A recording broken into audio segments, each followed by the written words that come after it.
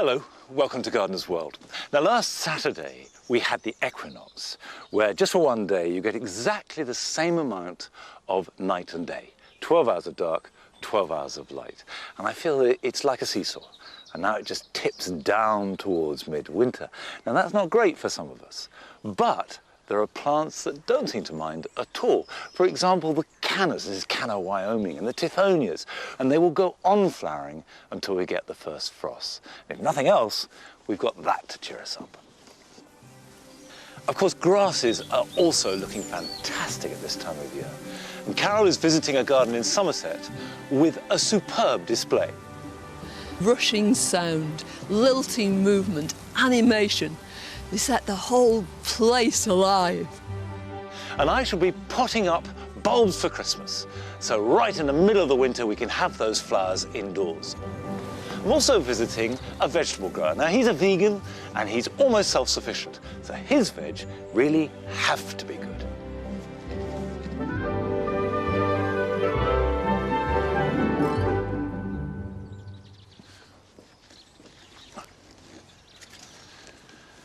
Now, I often get asked the right way to prune roses. I know that there are people who feel that if they get it a bit wrong, they'll ruin the plant. It isn't true, you know. Roses are tough plants, and they can take an awful lot of hacking about and they'll come back. However, you do want to get the best from them. And if you prune shrub roses now, they'll look really good next year. It's dead easy. However, you do need a highly specialized piece of kit. That's a pair of shears. Now, you don't really think of shears being the ideal tool for pruning roses, but for shrub roses, they're perfect for the job. Now, I've got a shrub rose here. This is a Gallicat, but it's finished flowering. Now, if you're not certain whether you've got shrub roses or not, you can actually tell the difference between many of the shrub roses, the Gallicas, the Bourbons, the Albas, the Centifolias and so on, and hybrid teas. This is a hybrid tea. And you can see that it's got big flowers, they're still being produced. In fact, those may well go on being produced right into November. And they're all made on the end of new growth. You've got all these buds at the end of the growth. So you wouldn't prune a hybrid tea that's still flowering. But a shrub rose tends to flower just once. The flowers are a little bit smaller, more petals. The petals are smaller and softer. The foliage is a bit smaller. It's less robust in many ways, but terribly tough as a shrub, and tends to have more stems. And some of them really grow quite big. And that's another good reason for pruning in autumn, because if they're too big, the wind rocks them and the roots can be damaged. So if I just trim those off now, that really needs to be the only pruning that will happen. I can come back to it in spring if I want to, but they respond very well to being treated like a hedge.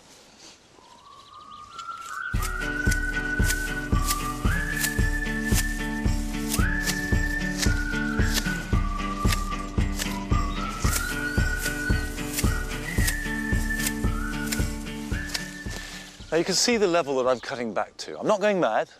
I'm not trying to reshape it or cut out old wood. I'm just trimming it back.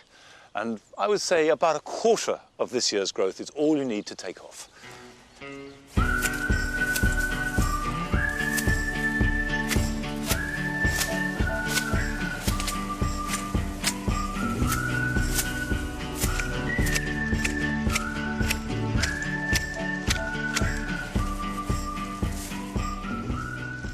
Next spring, if there are any dead stems or ones that are crossing badly, I can cut those out.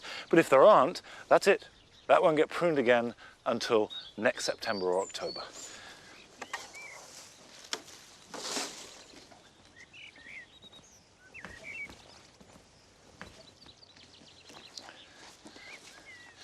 I think these grass borders are looking really good now. I only planted them last June.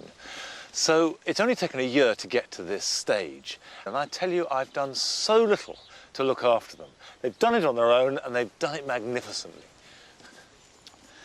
The thing that I really love about grasses is the way that they add a textural and sensual element to the garden. So you peer through them and you have the sound and the way that they rustle together. Really nothing else achieves that in quite the same way. And of course, now is their season.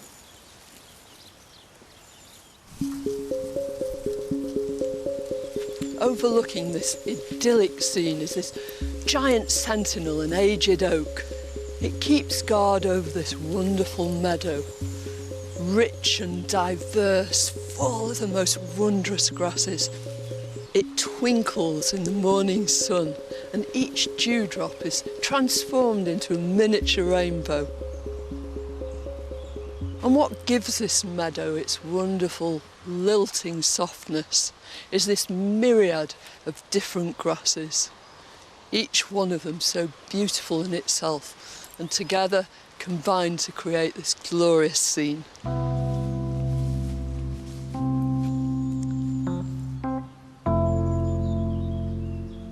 Who could say just how many different species of grass make up this wonderful meadow? Each one totally different from the next. The things like this lovely crested dog's tail, very even and symmetrical, and then these lovely foxtail grasses. And this glorious meadow grass that makes these great, soft, wafty waves. Grasses in their natural habitat in meadows and fields look wonderful. But in our gardens too, they bring something extra. It's not just the lawns we walk about on. In their own right, they make the most beautiful and ornamental additions to our gardens.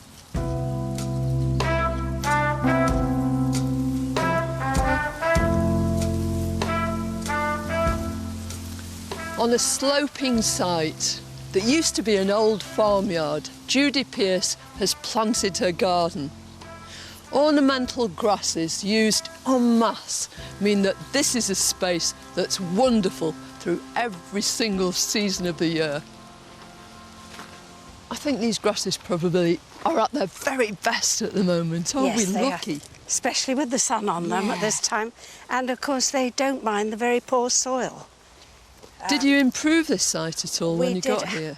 Absolutely nothing. I mean, out in the wild, it's not improved at all. Nope. So I thought, let's bother. Let's plonk them in and hope for the best. And it's obviously paid off, hasn't it? Yes, I mean, these plants are very tough. They like it dry. They get it hot, hopefully, some summers. Yeah. And certainly facing the right way. It's facing the right way. I don't think it would work on a north-facing slope, for example. No. And I think they just thrive in the natural elements. What gave you the inspiration for creating this, Judy? Well, it was brought on by many visits driving across Spain. In the middle of Spain, on the plains, you come across rocks, wonderful grasses, and amazing flowers, all looking after themselves. Nobody's touching them. And I thought, this is what I want. Right. But further down the slope, your grasses have sort of done their own thing, haven't they?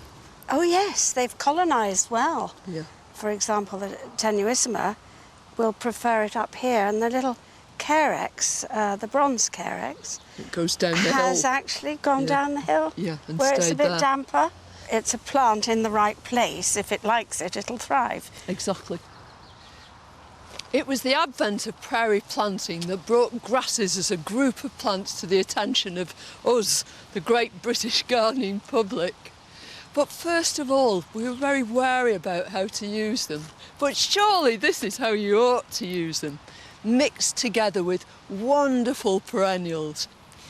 If you're going for miscanthus, choose something like this. It's light, it's graceful, it's elegant.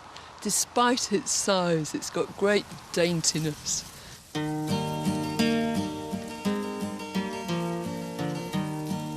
On this slope, there are grasses small and grasses great. None of them bigger than this lovely Molinia. This is probably one called Wingame's Windspiel, and you can quite see why. It dances in the wind, it delights in it. Light's a vitally important factor too. Just consider how beautiful they are when you can see their silhouette against a bright blue sky. Now, if you wanted a short Molinia for your garden, any cultivar of Molinia caerulea would do brilliantly well. But if you want a bit of drama, go for one of these hybrids.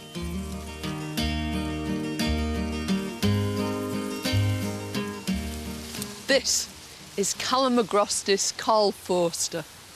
Carl Forster was a German nurseryman and plantsman who cultivated and selected lots of really robust grasses. In common with miscanthus and Molinias, it'll grow practically anywhere, as long as it has enough moisture at its feet. Calamagrostis Carl Forster epitomises all the qualities that grasses can bring to your garden. Rushing sound, lilting movement, animation. They set the whole place alive. They remind me so much of the grasses that cover the earth in fields and meadows everywhere. And they bring that quality, that element of life and the wild right into your garden.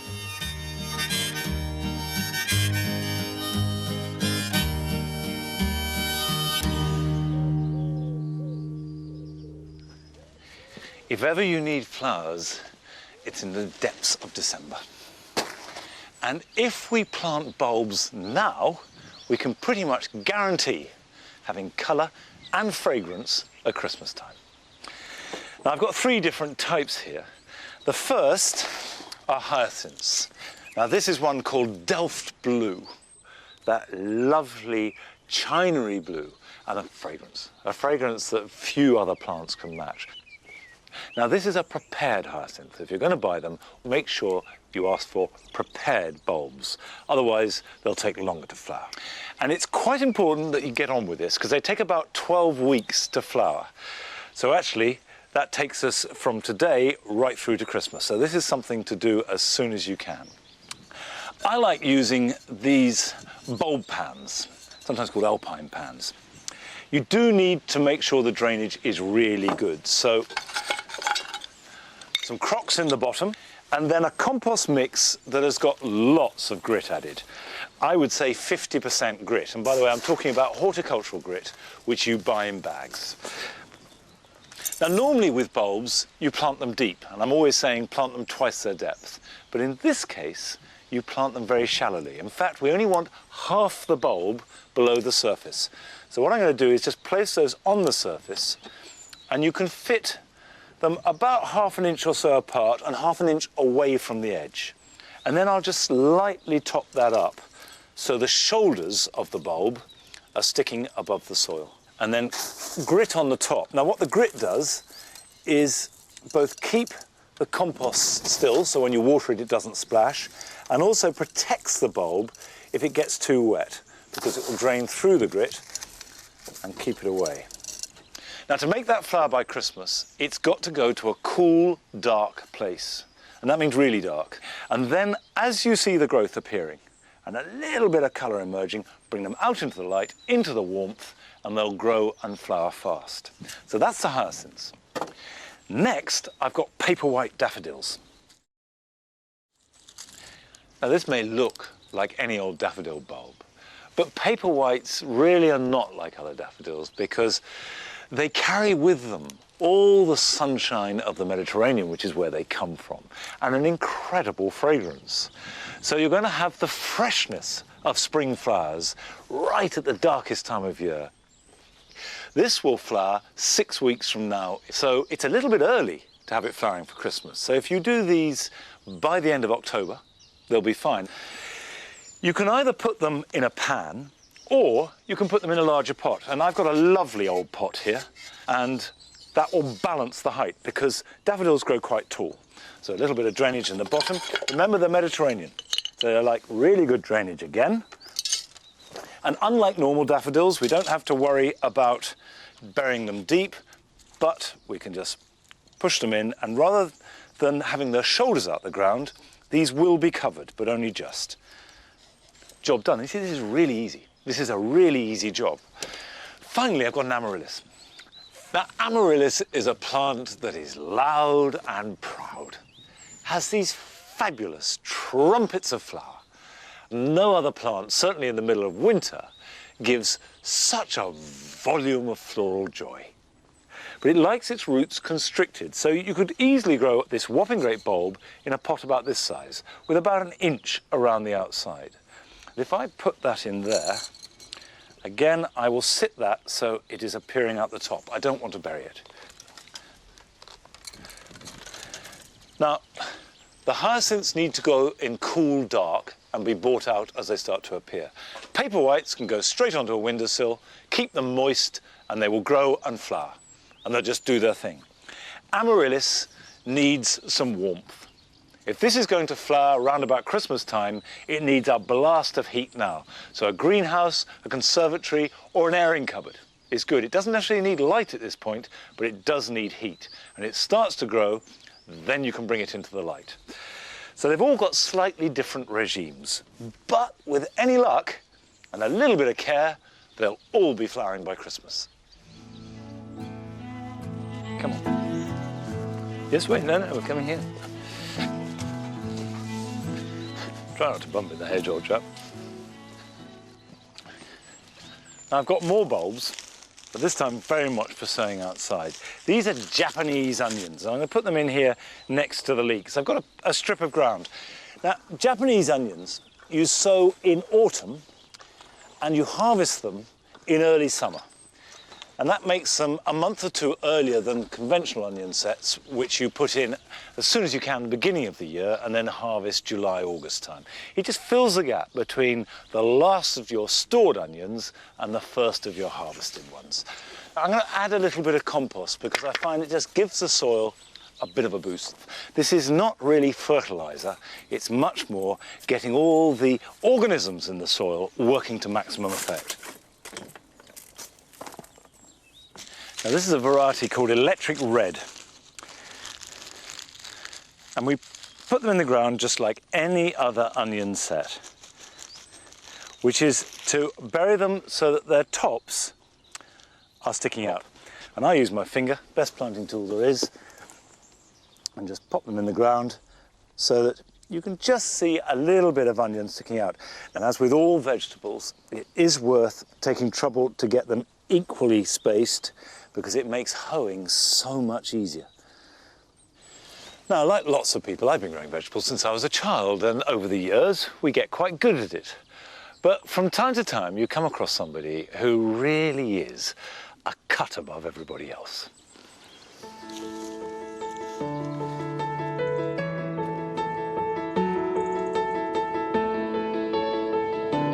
A couple of weeks ago, I went to meet a gardener who was formerly a Michelin-starred chef.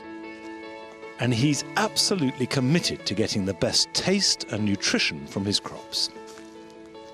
Richard Samford is a vegan and feeds himself almost entirely from his organic vegetable plot, which is about the size of 3 full-size allotments. It's therefore vital to him that he grows his crops as well as possible. And it's clear to see that whatever he's doing, he is getting spectacular results. Now, I mean, looking around, one's struck by how healthy and vigorous and big everything is. But then when you look closer, you see it's very precise. Everything is spaced exactly and accurately. Perfect example is onions. The spacing of the onion determines almost totally, apart from the variety, how big it is. I want nice big onions to slice and do in stews and stocks, so I space them at a distance that is for that end product. I want nice big onions, I want nice big carrots, 3 inches between carrots. Why do you want big onions, big carrots? Because the trend is towards baby veg. With things like carrots, the nutritional value of carrots is not as great when they're young. As they mature and they darken in colour and get bigger, they take on more vitamin D or beta-carotene or whatever it is you're looking for. And so I would like to try to grow vegetables quickly, fast, so you get the sweetness, but also to get to a size that is more manageable. To grow quickly, you've obviously got to have a soil that's got suitable nutrients. Yes. What's your approach to your soil? That's most of my life. That's most of my work. It's such a lovely phrase. I love it. Someone to dedicate their lives to their soil is a wonderful thing.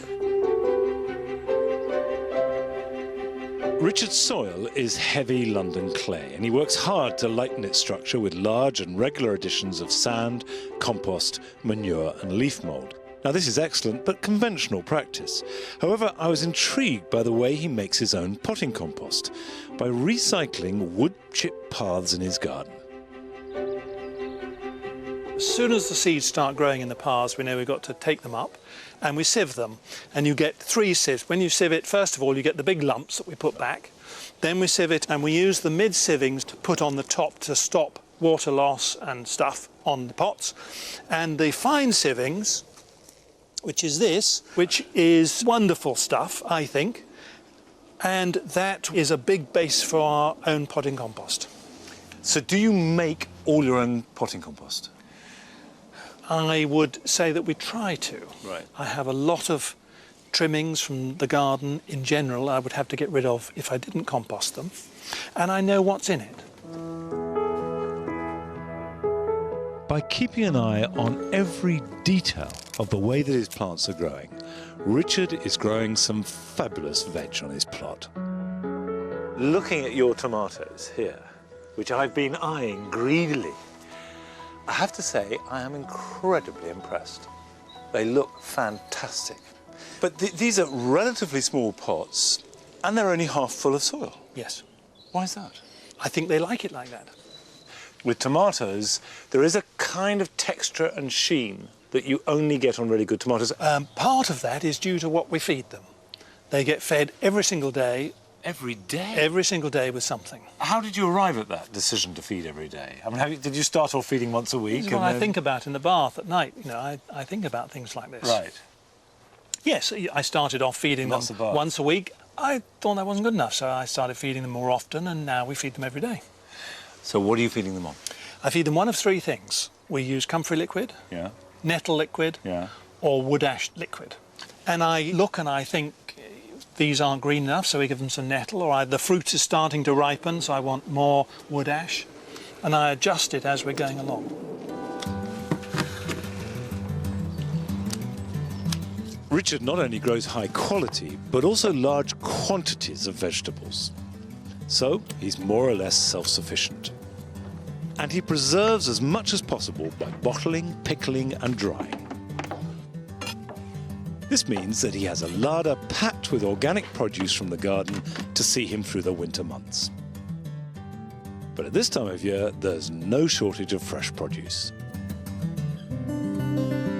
All these tomatoes look really impressive, but this pair here are incredible.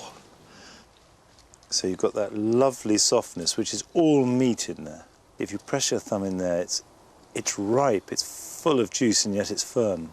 It's amazing. You know from the feel the taste will be fantastic. To be honest, those are the best tomatoes. These are the best tomatoes I have ever seen in the UK. Very kind of you. Whatever you're doing is very, very right.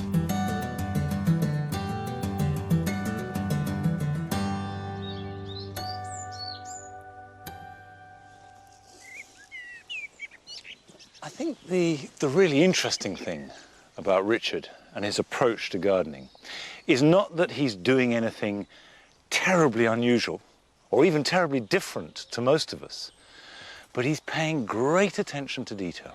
And the real lesson, I think, is that vegetables in particular repay constant attention. A little bit often, rather than a lot seldom, is much more effective.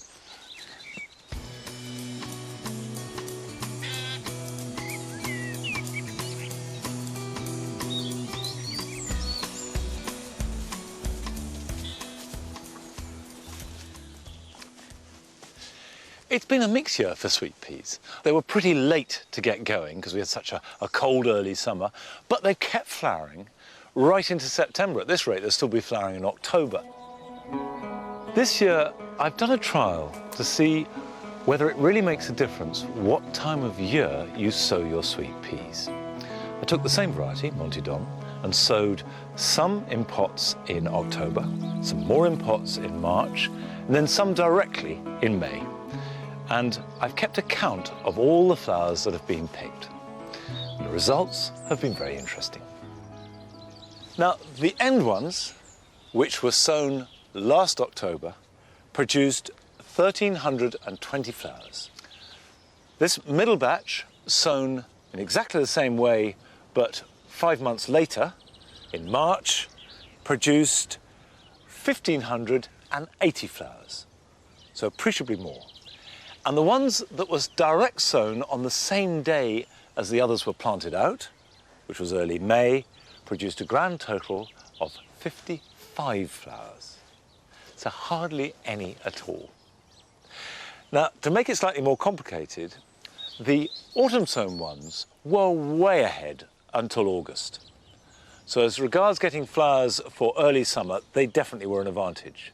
But from early August right through to the end of September, the spring sown sweet peas produced many more flowers and easily caught up and have overtaken over the last 3 or 4 pickings. So I think that you've got to look after autumn sown ones, you've got to protect them.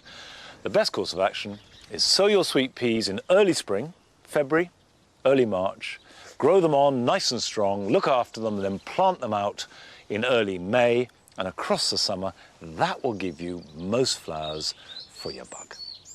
Now, I shan't be sowing sweet peas this autumn, but here are some jobs that you can be doing this weekend.